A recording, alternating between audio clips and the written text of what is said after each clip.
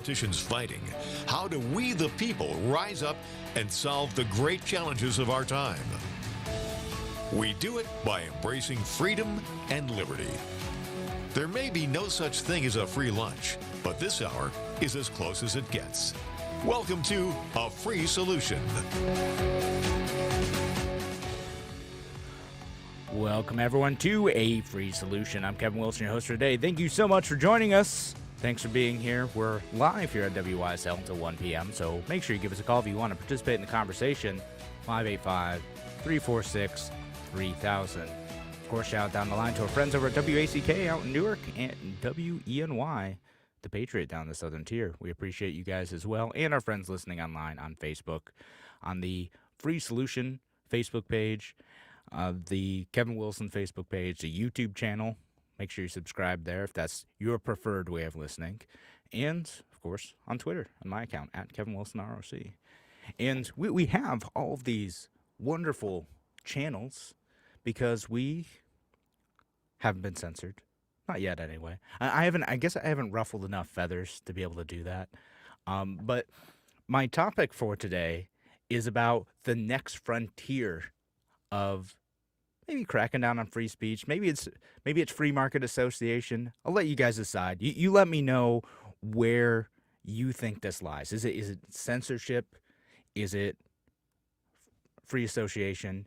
Is there a threat to free speech in the next frontier of trying to remove radical voices online? And I ran across this AP story, Associated Press story, ended up running a couple days ago, and it's called Extremists Exploit a Loophole in Social Moderation podcast. Now, this is a radio show, but we do, put out our show as a podcast as well, which you should absolutely subscribe to if you haven't. Just look up A Free Solution on any podcast app. For now, no one has taken us down yet. We're still all good there. We haven't pushed the limits. Anyway, we try to give you nice, respectful, informed commentary, but some of the folks, at least this particular writer at the Associated Press, and I posted a link to this article if you're following me on any of the social media channels on this live video. You can follow along there. And they're making the argument that, well, podcasts are another way that people are radicalized. We're already seeing deplatforming of various voices, people associated with QAnon, with militia movements, with other radical stuff. And, social media companies are trying to make sure that those voices can't gain traction. Started with demonetizing, which is basically you can't earn money. You're not able to sell ads within your stuff. And then this past few months especially, we've seen complete deplatforming. You are not allowed to be on the platform, including President Trump getting kicked off of Twitter and on Facebook. And so that's happened to a lot of people. We've talked about it on this show a couple of times now. But I think it's an important issue because, now I see we're going to crack down on podcasts. And I think, well, shoot, is that going to impact me? That's... And not to be selfish, I do care about the overall issue. But, this is oh, yeah. This could get my show too.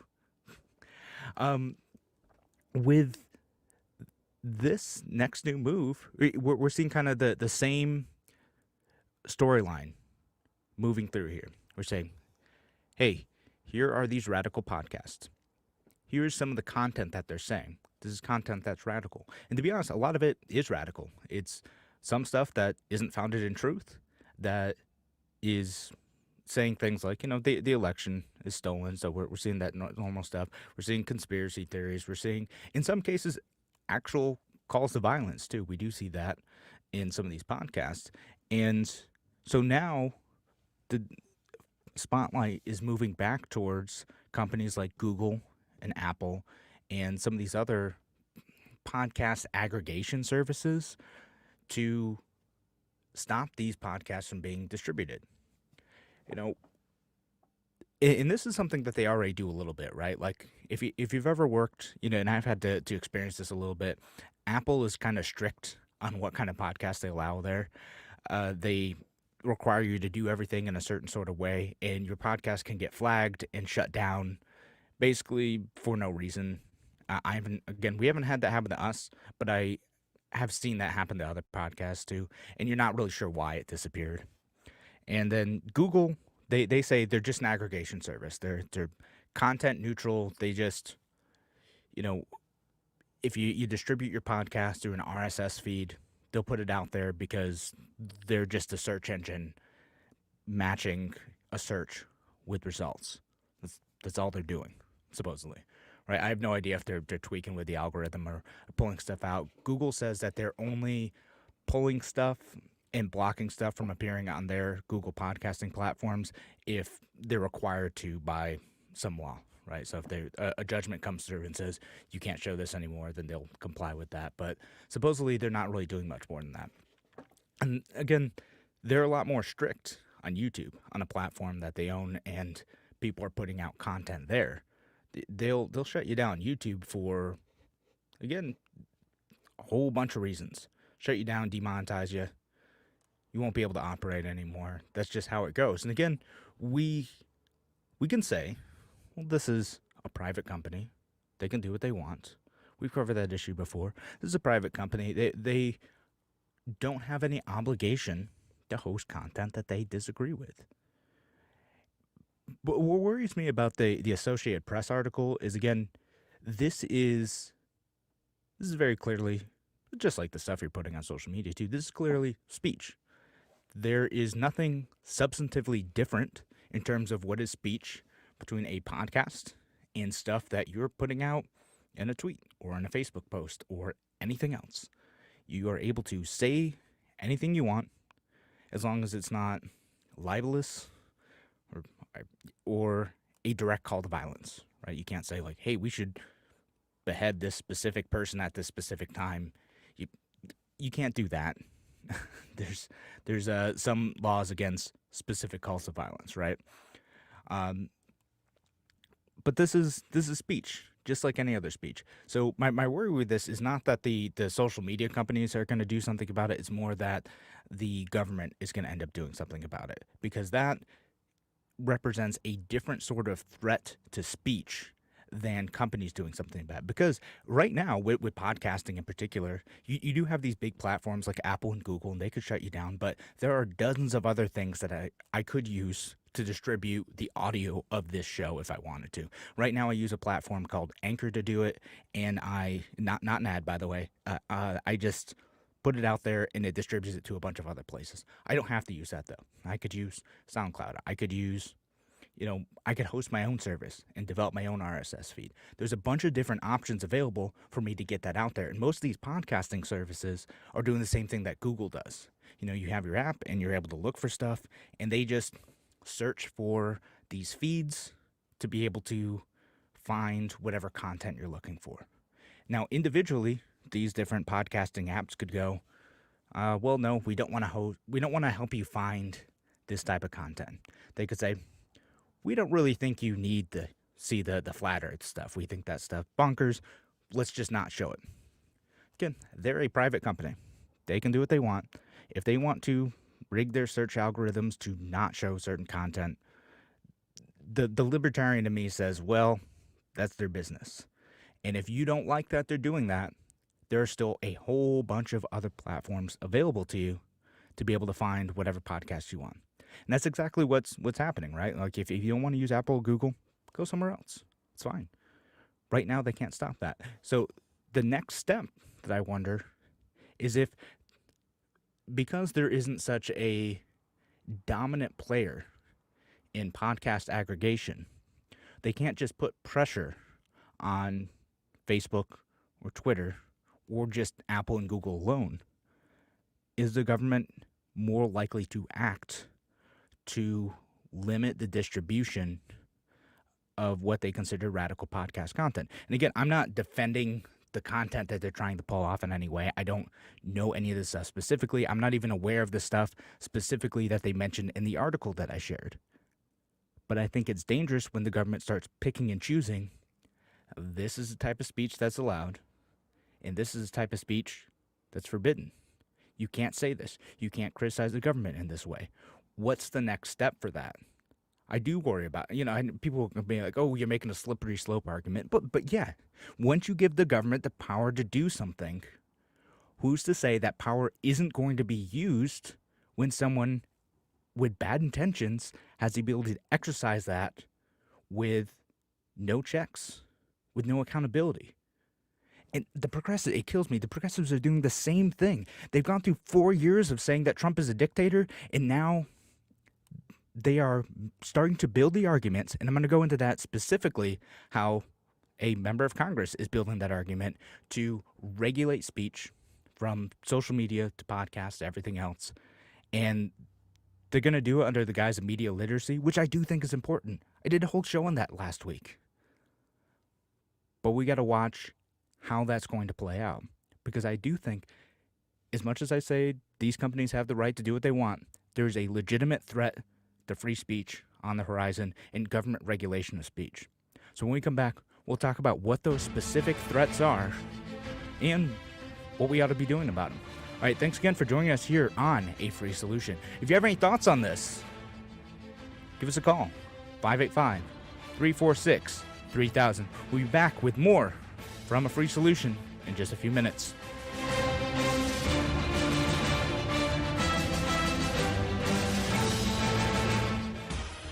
Your business relies on computers and technology to operate. Slow, unreliable networks and servers can cause unplanned downtime and affect your bottom line. The experts at SimpleTech Innovations are here to help. Their preventative maintenance program ensures that your computers and network are kept up to date and monitored for any issues, keeping your business running smoothly. They also help clients achieve HIPAA, PCI, and New York State cybersecurity compliance to keep your network safe and secure. Whatever your business IT needs are, SimpleTech Innovations should be your first call. They've won the Best in Rochester 8 years in a row and have an A+ Better Business Bureau rating. Call them today for a free consultation at 585-200-3182. That's 585-200-3182. SimpleTech Innovations.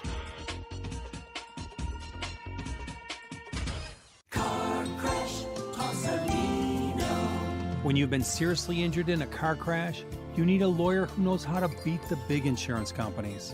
Call me and I'll take them on so you can focus on your health and family. Car crash, call Salino.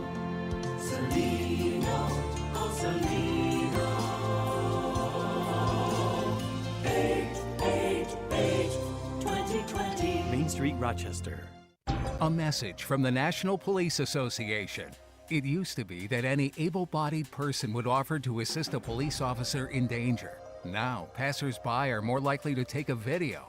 There's a better use for your phone when an officer's in trouble. Call 911. Tell the operator where you are and what you see. Then, start your video to provide evidence later. To learn more about how you can assist law enforcement, visit nationalpolice.org. That's nationalpolice.org. Why do businesses choose to move their website from Wix and Squarespace to SimpleTech Innovations? Maybe it's their excellent customer service or attention to detail.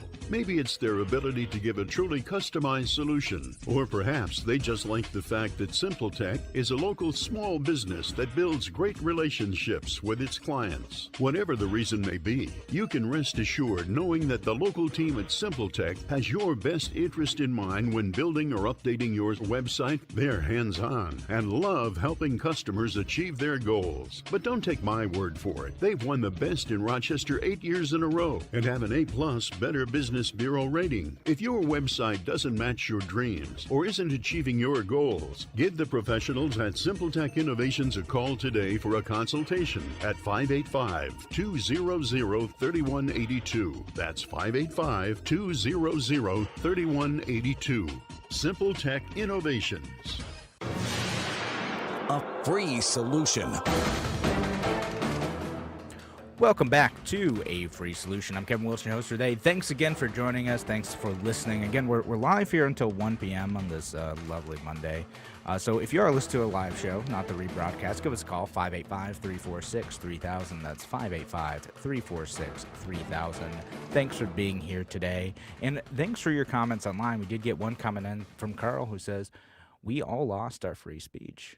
Carl commenting on Periscope, which is related to Twitter. I'm not sure I agree with you. I don't think we've lost our free speech yet.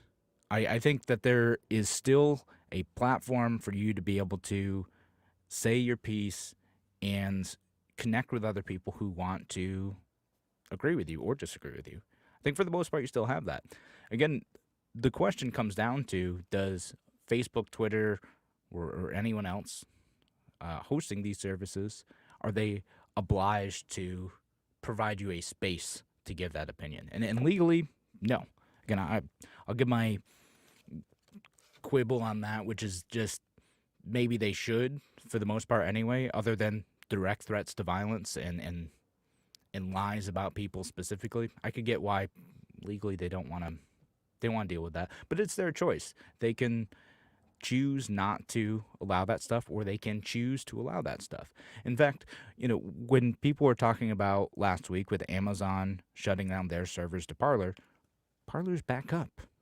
It's back up. It's not on the Google Play Store or on the Apple App Store, but it is back alive. There's a hosting service that is willing to have them. They, from what I've read, the hosting services that is accepting them tends to accept some pretty far right radical stuff. So there's a service for that, for better or worse. Now, the anti-free market left is very upset about this. They're like, oh, we need to shut that down too. I don't know that there's enough power for them to do that yet. Again, a company like Amazon, they can make their own decision. They've decided that the market would punish them for continuing to host these services.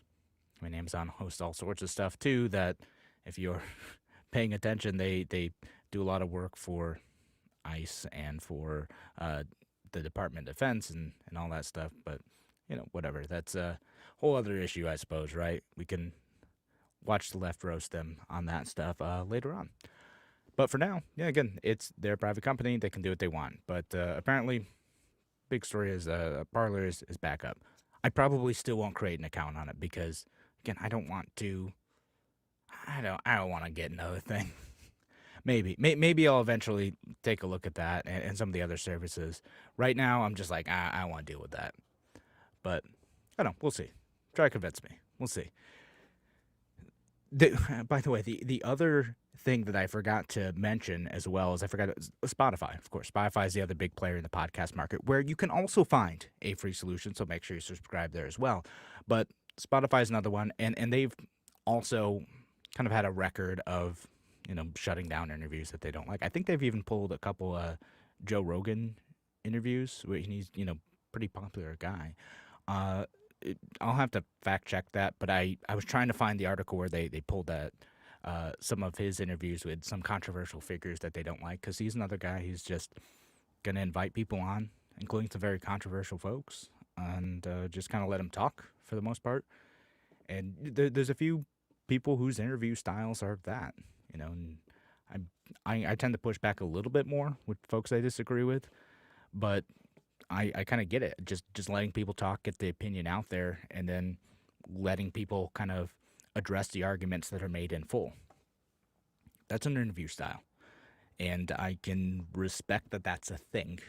Maybe not my thing all the time. Maybe not everyone's thing. Maybe some people don't like that. Well, fine, go listen to someone else.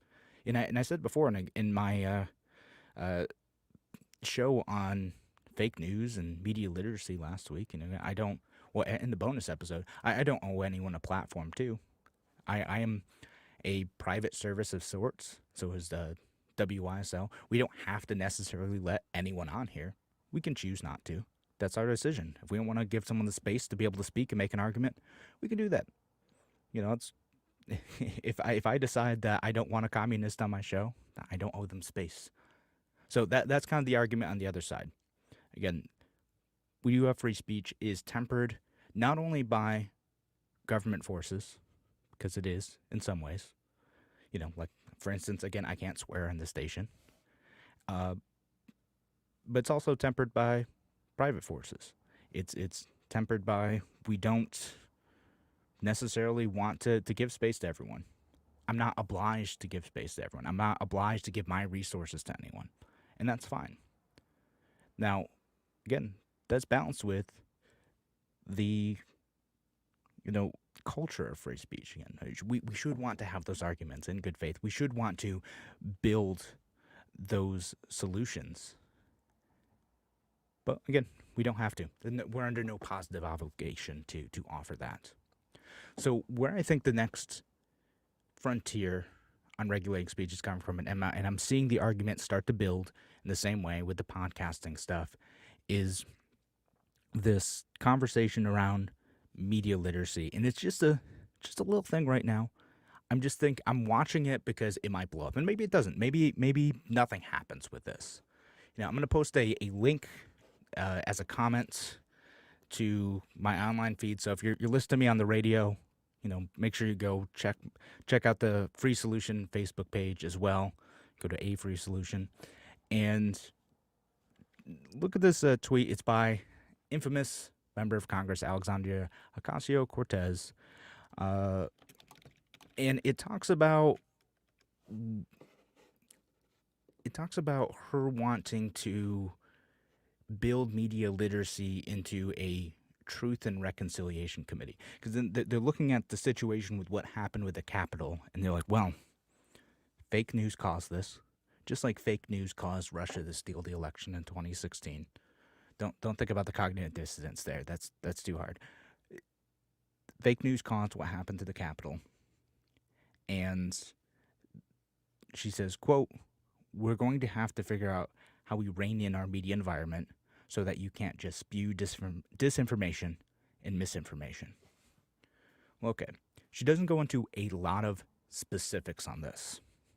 So I don't know if she is suggesting that Congress ought to make a committee or a set of laws or a new set of regulations to rein in the media environment. I just see the argument building for this. And I'll say, media literacy is important. It's important for you to understand what news is real and what news is not real, and to look for the signs of what that is, to figure out, is this person who's talking on the radio, talking on a podcast, posting on Facebook, is what they say rooted in truth? Because it's not always. And again, this is a right, left, center. Everyone is sometimes spewing a bunch of nonsense on Facebook, and sometimes it's a nugget of truth that the mainstream media isn't talking about. And I exist in that space as well.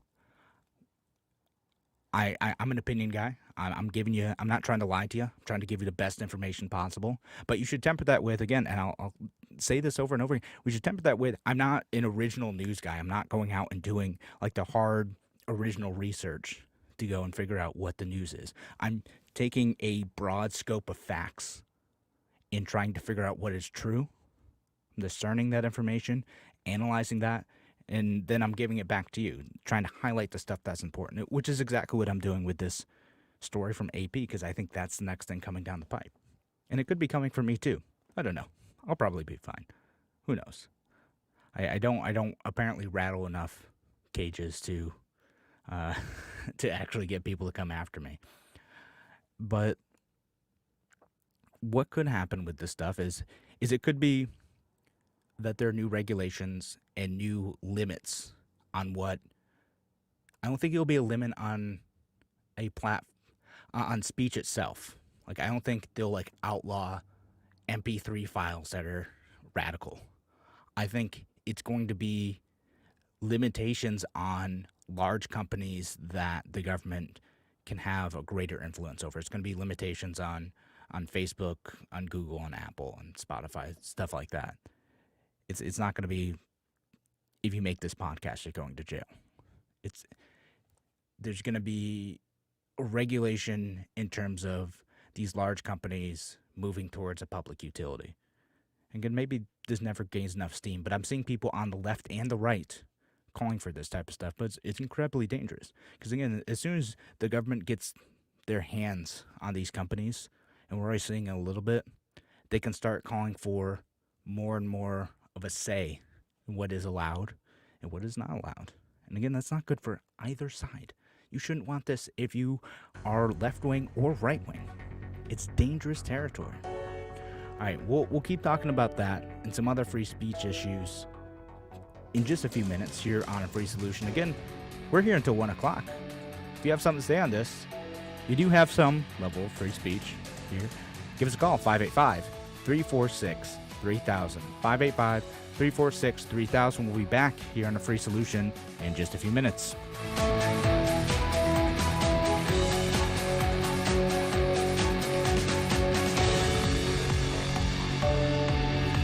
Because you're not sheep.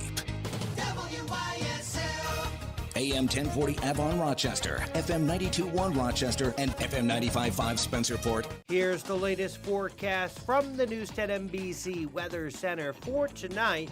We'll see mostly cloudy skies, a chance for some flurries and local lake effect snow showers. A little dusting to an inch or two should do it. On your Tuesday, we'll be looking at, again, mostly cloudy skies, a couple of snow showers, especially south of Rochester. Minor accumulations, low 30s. Colder on Wednesday. Snow showers likely for everybody. Temps in the 20s. I'm Rich Cadelia, WYSL. Right now is a great time to shop at Victor Chevrolet. Come see how easy it is to do business with us. Winter driving is safe and fun when you drive a 2020 Equinox front-wheel drive LS. Own it for just $299 a month for 84 months, up to $8,400 off. All factory rebates, incentives, and discounts apply. Or lease a 2021 Equinox front-wheel drive LS for just $189 a month for 39 months. Enjoy the versatility of a tough and roomy 2021 Trailblazer LS. Lease it for only $149 a month for 39 months. Or you can lease a 2021 Chevy Traverse LS all-wheel drive for just $319 a month for 39 For months. Equinox, Traverse, or Trailblazer, must have any current lease in household. 10,000 miles per year, $2,500 cash or trade. First payment, tax, acquisition, and DMV fees are all due at signing for all leases. Tier 1 credit approval required. And absolutely all deals end 1/31/2021. This winter, find new roads at Victor Chevrolet, Route 96 in Victor. Visit VictorChevrolet.com. Do you, like many business owners, feel your business is your other child? You started it, worried when things weren't well, watched it grow, proud of its successes, and now the business is running well. So you start to think, how am I going to transfer this business and make sure I get the most value for it? Who am I going to sell it to? Family, key employees, favorite competitors? What's my business worth? What kind of payment terms am I going to get? What are the tax implications and business agreements I need? What's going to be the impact for me and my family? I'm Alan Ginsberg of the A.M. Ginsberg Advisory Group. We work with many business owners regarding business continuation plans. We'll be glad to sit down and discuss your situation and look at the options that you may have available. Call my office at 585-377-4720. If you start to think about it, don't wait till the last minute. Securities offered through Securities America, Inc., member FINRA SIPC. Advisory services offered through Securities America Advisors, Inc., A.M. Ginsberg Advisory Group, and Securities America Companies are separate entities. Because your future is worth it. MGM Associates Insurance. Proudly serving the region since 1984, MGM can meet your coverage needs, ranging from home, condo, and auto, all the way to specialized policies for business, workers' comp, to limo and taxi insurance, and coverage for tech professionals like IT specialists. They can also help lead you through the confusing maze in the new world of health insurance coverage and options. MGM Associates is large enough to serve you, but small enough to care, so you don't have to wait in line on some 800 number to get prompt personal attention. MGM Associates is the only winner of the National Best Practices Award 5 times in a row. MGM is proud to support veterans groups, including Heroes Home Advantage. For your personal, business, home, or professional insurance needs, put the experience of MGM Associates Insurance on your team. Locally and proudly owned at 1745 Penfield Road in Penfield. 381-7008 or mgminsure.com, an associate of Finger Lakes Fire and Casualty, Route 227 in Trumansburg, New York. We're in one of the strongest markets we've seen in a decade. Now is the time to make your move. Our team at Sharon Corbett Realty is ready to help you prepare for this thriving market. Whether you're looking to buy, sell, or build, the opportunities are endless. Buyers can afford more with interest rates at record lows. Sellers can get more money than ever for their houses in the seller's market. And our builders can design your dream home. We're here to guide you through the process so you can capitalize on these opportunities too. Visit us at SharonQ.com and call us today at 900-1111. Emani, time for school, baby. Emani, time for school. Imani, it's time. A different couch, a different floor, the backseat of a car. Over 2,000 Rochester school-aged children are homeless, but now there is hope. The Open Door Mission Coldwater House for moms and their children. opendoormission.com/doves.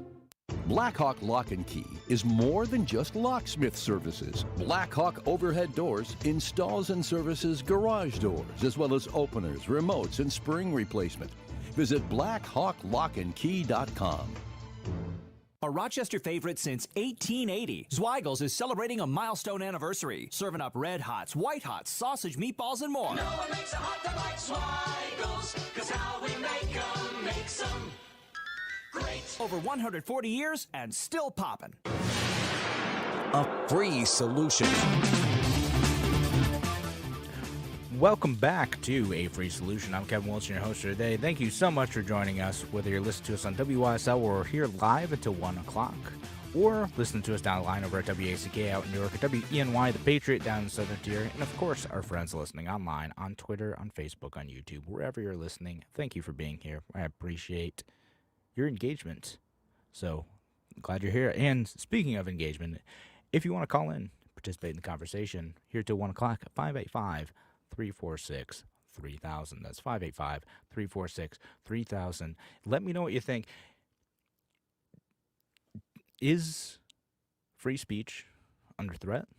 Is it okay for private companies to pull stuff down from their sites that they don't like? Is the government putting pressure on these companies to do so? And does that change the equation? Now, before the break, I was talking about what infamous left-wing Congresswoman Alexandria Ocasio-Cortez was saying about free speech. This is something popping up in progressive bubbles all over the place. They're saying, well, the Capitol riots were caused by fake news and free speech. Therefore, we need a government solution to this because, my goodness, progressives cannot imagine at all anything happening without government. We can't foster a culture of media literacy and free speech at the same time in absence of the heavy-handed and often violent hand of the government. No, we have to get the government involved. It's the only way. I don't think so. But I had mentioned some of the potentially heavy-handed solutions to this. The other one to this is it's less heavy-handed, more subtle. We'll see if I think this one's more likely when we start to hear people call for media literacy and improving media literacy. What will probably happen is that there'll be some national mandate or money tied to teaching media literacy in school, which is fine. I don't know. It depends on how it's done. I mean, when I look at all this stuff, you need to learn it on your own. You need to figure out what media literacy is on your own. You owe it to, I would call it a duty to being a responsible citizen in a republic where you plan on having a voice in elections and policy to develop media literacy. That is a duty of every citizen. It is not necessarily an obligation on the education system to teach you what media literacy is, because how that ends up looking might not be media literacy in the way that I appreciate or you appreciate. I look back at cases where the Hunter Biden stuff, right? Now, I didn't talk about it much on this show because I was trying to sort the nonsense from the stuff that might be true. And I don't have a lot of, firsthand information, but we saw the New York Post get their Twitter taken down over the Hunter Biden stuff. And there was some stuff in there that, again, it was a little bit too ridiculous, maybe not true, but there's some nuggets of truth in that. But the social media companies and the traditional media companies, they kind of all gathered together and they said, there's nothing to this at all. We're not going to talk about it. It's not going to happen. In a way, this is their media literacy in action. Media literacy to people like this is, well, we've got to look at a story like this, immediately know that it is completely false and you shouldn't pay attention to it, and anyone sharing this is failing at media literacy. They're falling victim to fake news. Well, the problem is that there's a few nuggets of that were true. Things that are pointed out by Glenn Greenwald and the New York Post story, which again, I think had some holes in it. Now we're seeing these companies start to backtrack a little bit, and we're seeing some of the stuff that, well, there are some weird emails in there. There are some weird connections in there. There are some issues where it looks like Hunter Biden was, well, he's clearly suffering from addiction, doing his own thing. He was trying to trade on the Biden family name in order to realize personal gains. Okay, so it wasn't completely fake news at all. There were some nuggets of truth to that. It was a developing investigation. But if we had just said, well, our media literacy training tells us that we just need to ignore this altogether and never look into it, then where would we be? That's the issue that I see with what's going to come out with that. I think that's going to be kind of the softer, more subtle solution. So if that's what we end up teaching in school, to dismiss these stories when sources of authority say that they're not true, because Joe Biden going around saying it's not true, and people are like, oh, see, he said it's not true. I'm like, well, no, we have to bring truth to power. Joe Biden needs to be held accountable too. If someone in his family is using his name to set up bad deals with China, Ukraine, whatever, like, we need to look into that. I don't know that Joe Biden actually did anything wrong here, but his son might have, and I think that's newsworthy. So if we get to a culture where, and the right wing does its own version of this too, right? So both the left and the right have this thing where, oh, you said something bad about Trump, that's fake news, that's not true, you're just falling to the left wing propaganda. No, guys, don't do the same thing. Just look into it, see if it's true. And I know it's exhausting to sort through the nonsense, which is what the service that I hope I am providing to you sometimes, and I don't always get it right, but the service that I hope I am providing to you by being on the show is that I'm spending a whole bunch of time trying to sort through the nonsense to figure out what's true and what isn't. That's my goal. I always get it right. It's tough to do, though. You got to figure out what's true and what isn't. And again, if you haven't listened to it, make sure you subscribe to our podcast. The talk about the podcast got me interested talking about that again. But make sure you subscribe to the podcast, though, because we did do a whole episode with a reporter named James Brown and talked about media literacy, fake news, all that stuff. Listen to the full episode and the bonus episode.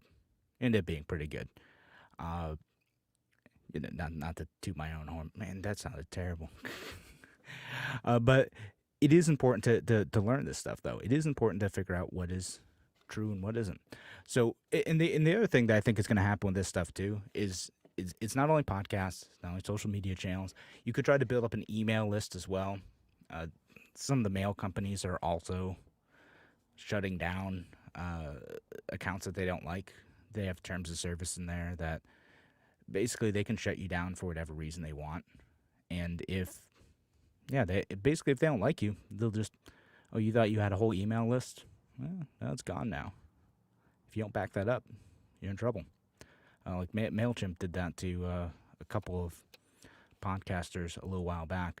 You could always set up your own mail service or find someone who's definitely not going to do that, but it's everywhere. And again, these are private companies. They can do that. You, at this point, still have alternatives available to you to be able to pick and choose who's going to allow you to use their platform to distribute your content, even if the government or some of these other companies don't approve of it. So going back to the original comment a while back, we haven't lost our free speech. It's still here, but it is more complicated.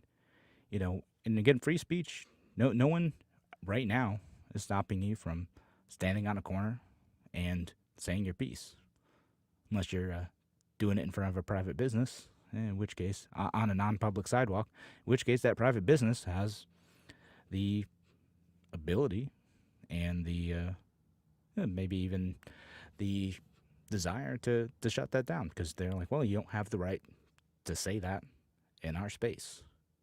And that's the way it should be. But in a public space, you should be able to do that. And the next thing I worry about too is shutting it down from an ISP's perspective. So internet service provider perspective. That's going to be the other one to watch. So we're going to see all this other stuff with podcasts, with mail services. Social media is the big one right now.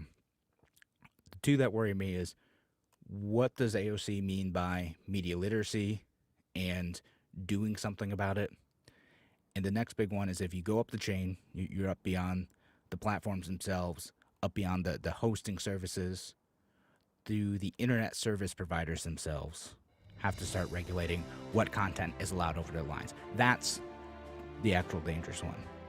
All right, so we'll be back here on A Free Solution in just a few minutes. Again, if you want to participate in this discussion, we've got one more segment left. Give us a call, 585-346-3000. I'm Kevin Wilson. We'll be back here on A Free Solution in just a few minutes.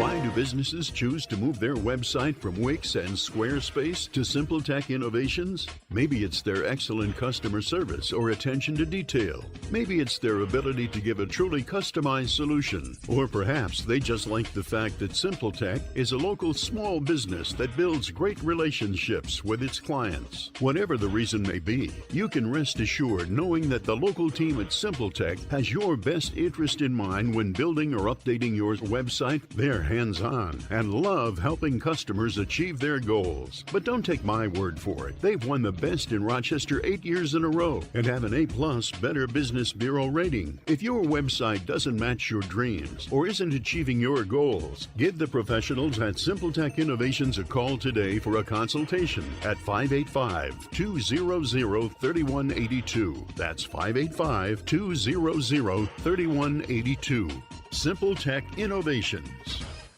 Hi, my name is Ryan Bourne. And I'm Danica Bourne. And we're the owners of South Coast Tax. We would like to thank our Lord for protecting us from evil. Psalm 91 states, "He is my refuge and my fortress, for he will rescue us from every trap and protect us from deadly disease." South Coast Tax are Christian-based tax accountants and attorneys who specialize in releasing bank levies, wage garnishments, and filing complex tax returns. We are the leaders in acceptance of offers and compromise with awesome results. We are also a small firm who will treat you like family and not just a number. Call us today at 1-800-TAX-1176 for a free consultation, and we'll take the time to explain all of the programs that you qualify for in order to allow you a fresh start. In John 8:36, so if the Son sets you free, you will be free indeed. And one way we can achieve that is by being debt-free. So let us help you today. Call us at 1-800-TAX-1176, and together we can help achieve this goal by putting the IRS tax debt behind you for good. Again, that number is 1-800-TAX-1176.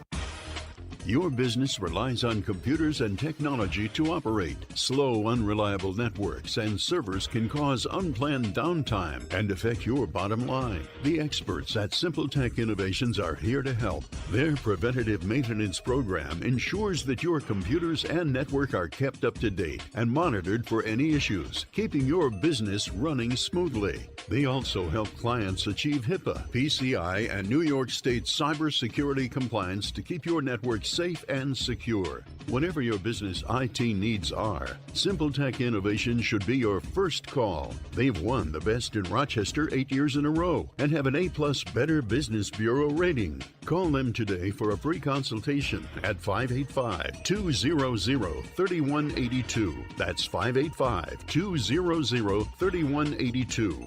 SimpleTech Innovations.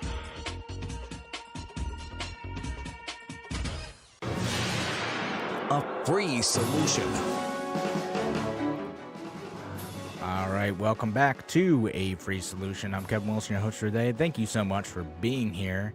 We're talking about free speech and the threats to free speech that we face. And then before the break, I was saying that internet service providers getting regulated to shut down speech is really the final frontier on when I actually become a little bit more worried. But I think we do have a caller on the line. Hopefully he's still here. John from Rochester. John, you on the line? Hey, Kevin. Hey, John. I hope you're celebrating. Of course. I'm very happy about the Bills' victory on Saturday. That was great. But, you know, you're talking about media, the media responsibility and that type of thing. The one in fake news, and I'll tell you, it is difficult, as you know, to try to get through what's true and what's not with all the media out there. But the thing that bothers me more than anything is what the media doesn't report. And of course, I'm prejudiced to the extent I'm a Trump supporter and a conservative. And of course, the media, 92% of the media is biased for the left. And that's been documented in a number of studies. The most recent study being the Harvard University study, which concluded that 92% of media coverage about Trump was negative, versus which was 100% more than what Obama had. That to me is a real danger also, and because of that not reporting and just ignoring stories that are pertinent, that primarily hurts conservatives because the media is 90% plus to the left. So that to me is a real problem. What are your thoughts on that? Yeah, John, I actually agree with you on that one. I do think most of the mainstream media channels are generally biased towards the left. I think a lot of them are, particularly like the 24-hour news networks, Fox News being the exception. They tend to do two things, right? They tend to focus more on the problems with the right, and they tend to ignore issues with the left. And you're right, it's not just fake news being reported. It's not outright lies being reported that is the only issue. It's also what you don't tell, what you don't talk about. And again, with the Hunter Biden stuff, I think that was part of it. They consciously chose not to tell part of that story and chose not to do the research to figure out which of those issues with Hunter Biden were actually true, because it turned out there's a few nuggets of truth to that are worth looking into. And they said, well, nope, we're just going to ignore that one altogether. Just not going to do it. And that's another big issue as well. So, yeah, I mean, I tend to agree with you. And again, I don't expect news to be neutral. I kind of expect news to be biased in one way or the other. No one is truly neutral. I don't think that that's even possible. So I can try to figure out what the actual facts are, try to figure out what is actually true, and then everyone's going to be putting their own analytical filters on this. I do this myself. Like, people kind of know where I'm at. I'm not giving you a totally unbiased news source. There's stuff I think is important and not important, and because I only have an hour show, I'm not going to get to everything. So the stuff that I'm thinking is important is going to push my worldview. And I think if you start looking at all media through that lens, you'll have a more complete picture of what the truth is, because everyone is doing it. No one is giving you unfiltered facts. It just ain't happening. I'm a good example of it. I admit that I'm going to probably push a more conservative interpretation of whatever I listen to, but I'm not a journalist. I'm forming an opinion more than anything else. What bothers me is, well, NPR is an example. WXXI, the local affiliate of NPR, and NPR in general, very biased reporting, and they call themselves journalists. And of course, the newspapers, we've talked about it before, just the Democrat and Chronicle, the local reporters are very biased to the left. And of course, USA Today, their primary national feed, very biased to the left. The Buffalo News also, and then you can run it right down to the New York Times and 90% of the media. But that bothers me.